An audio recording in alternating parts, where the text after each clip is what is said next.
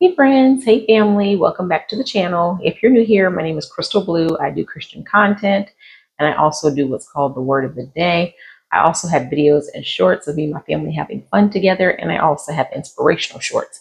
So if you like what you see and hear, don't forget to like, subscribe, and share. For those of you returning, happy Tuesday. Hope everyone's having a blessed Tuesday. I'm a little tired, but other than that, it's been blessed so far. So today we're going to be reading from the book of John, and I want to preface it with this.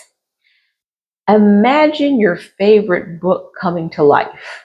I don't know if you have like a favorite book that you used to read as a child, but I had several books that I just loved to read, and some books I could say and recite in my sleep. But there was one book that comes to mind growing up that my mom bought me.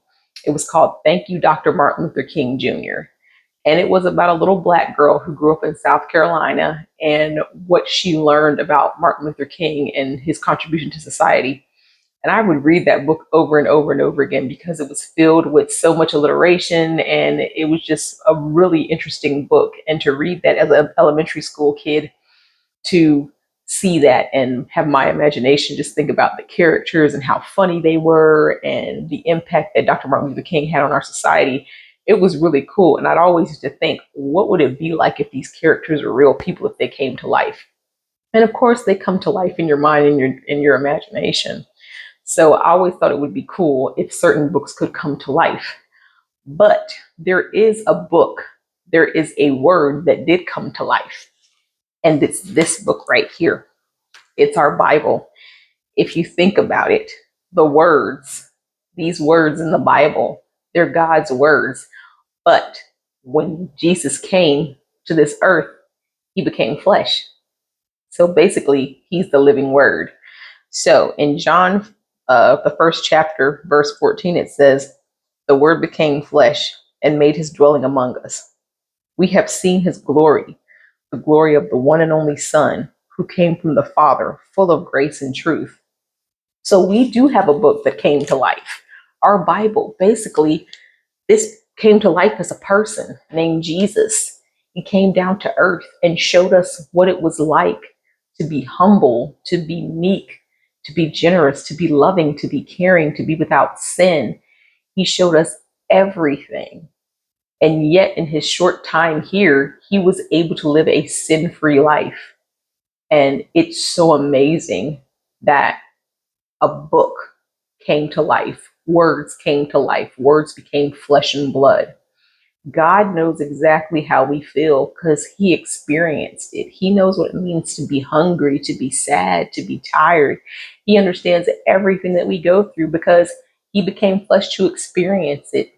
And he died for our sins because he loves us. So don't ever think that God doesn't understand what you're going through or he just doesn't know. He does because he sent his son to become flesh to experience it for himself. So he knows.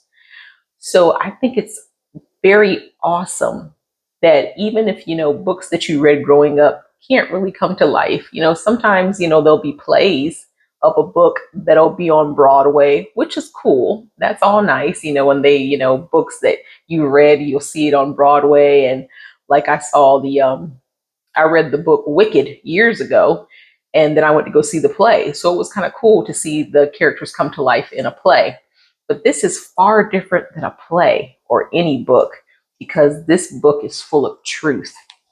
And it's based on a real person in real life and something that is actually going to come to pass later on. The fact that God sent his one and only son to die for our sins and that we are saved, we are healed, we are loved, we are cherished, we are whole, we are not broken, we are not messed up, we are perfect in his sight. He knows that we struggle with things. Someone who cares that much for us is a real human being and he's coming back to get us one day. That's something that we can hold on to.